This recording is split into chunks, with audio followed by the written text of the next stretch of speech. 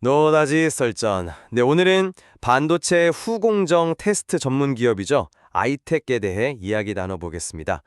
특히 이제 급성장하는 자동차 전장 그리고 AI 반도체 테스트 시장에서 아이텍이 정말 강소기업으로 확실히 자리매김할 수 있을지 그 가능성을 좀 따져보겠습니다. 저는 아이텍의 기술력이나 또 시장 기회를 보면 상당히 좀 긍정적으로 보고 있습니다. 네, 저는 아이텍의 성장성 자체는 동의하지만 그 이면에 있는 뭐랄까 재무적인 과제라든지 또 고객사 의존도 그리고 양산 확대의 어떤 불확실성 이런 부분들을 좀 더 신중하게 봐야 하지 않나? 네, 그렇게 생각합니다. 일단 아이텍의 핵심 경쟁력부터 짚어보면요. 반도체 칩 초기 분량을 걸러내는 웨이퍼 테스트부터 시작해서 그 최종 완제품 단계에서 성능을 검증하는 시스템 레벨 테스트, SLT라고 하죠. 여기까지 이제 모두 가능한 말 그대로 토탈 테스트 솔루션을 제공한다는 점입니다. 이건 이제 패블리스, 그러니까 반도체 설계면 전문으로 하는 기업들이 개발 초기부터 양산까지 쭉 믿고 맡길 수 있는 파트너라는 그런 의미가 되거든요. 특히 고객사가 한 170곳 정도 되고요. 자체 개발한 SLT 프로그램, 이게 칩이 실제 기기에서 정말 제대로 작동할지 미리 확인해서 최종 제품 불량률을 낮추는데 아주 결정적인 역할을 합니다. 수익 구조도 점점 좋아지고 있어요. 수익성이 높은 전장 분야 매출 비중이 거의 절반 48%에 달하고요. 이것보다도 영업이익률이 더 높은 한 20% 중후반대 나오는 AI 서버 분야 비중도 18%까지 올라왔습니다.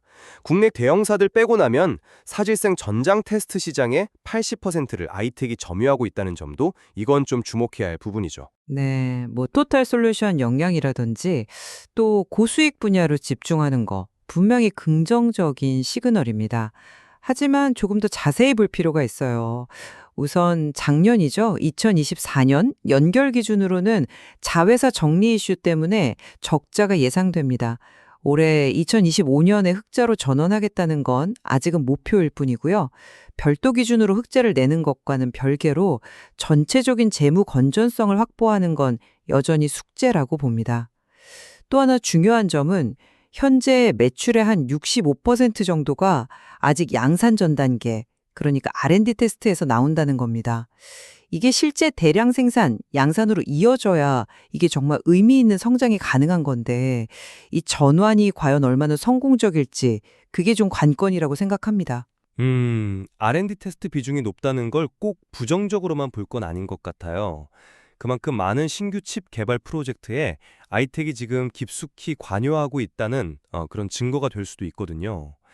특히 이제 시장에서 기대를 모으고 있는 온디바이스 AI 칩 고객사, 이쪽 양산이 곧 임박했다는 점은 상당히 긍정적인 신호라고 봅니다.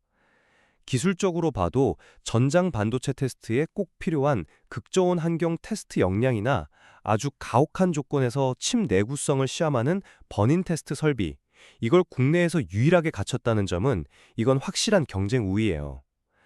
최근에 업계 최초로 5나노 공정 테스트 장비를 도입한 것도 차세대 AI 칩 시장을 미리 선점하겠다는 그런 강한 의지로 보입니다. 투업이라는 점, 이게 약간 리스크 요인이라는 거죠. 특정 온디바이스 AI 고객사 하나의 성공 여부에 아이텍 실적 전체가 좀 크게 좌우될 수 있는 그런 구조거든요.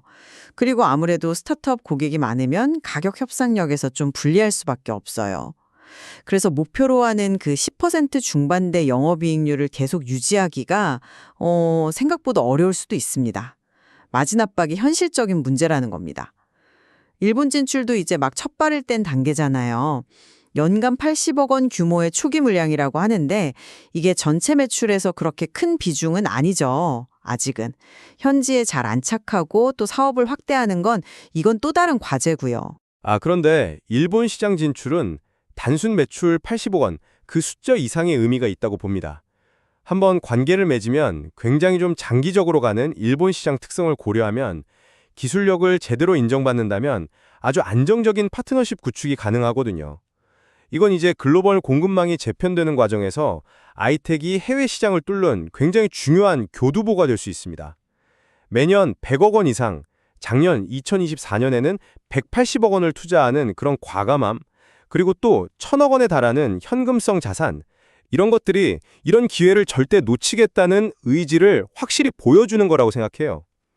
당장 전기차 한 대에 들어가는 반도체가 1,500개가 넘고 자율주행차에는 4,000개 이상 들어간다고 하잖아요. 이런 폭발적인 수요 증거를 아이텍의 기술력이라면 충분히 감당할 수 있다고 봅니다. 네, 시장 자체가 커진다는 그 방향성에는 저도 동의합니다. 하지만 그 성장 속도 그리고 아이텍의 현재 고객사들이 그 성장의 과실을 과연 얼마나 또 언제 가져갈 수 있을지는 아직은 좀 미지수입니다. R&D 역량이 뛰어나다고 해서 그게 반드시 양산 물량 수주로 곧바로 이어지는 건 아니니까요. 특히 스타트업 고객사들의 성공 확률이라는 건 이건 아이텍이 통제할 수 없는 변수잖아요.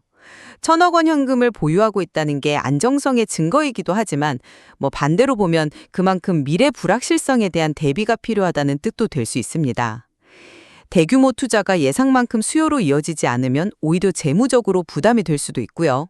또 공장 가동률을 높이기 위해서 수익성이 좀 낮은 물량이라도 받아야 할 가능성도 배제할 수는 없다고 봅니다. 제 생각에는 아이텍은 전장과 AI라는 확실한 성장 동력을 확보했고 여기에 토탈 테스트 솔루션 그리고 특히 시스템 레벨 테스트라는 독보적인 기술력 그리고 일본 시장 진출이라는 해외 교두보까지 마련했습니다. 강소기업으로 충분히 도약할 잠재력을 갖췄다. 네, 저는 이렇게 평가합니다. 네, 잠재력은 분명히 있습니다.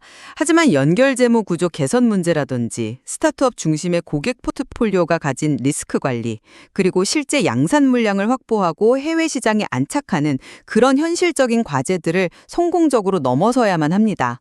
아직은 좀 신중한 시각을 유지할 필요가 있어 보입니다. 네, 아이텍이 속한 전장 및 AI 반도체 테스트 시장은 그 어느 때보다 역동적으로 변하고 있습니다. 결국 아이텍의 기술력과 시장 변화에 대한 발빠른 대응 능력, 이것이 미래 성장을 결정할 것으로 보입니다. 그렇죠.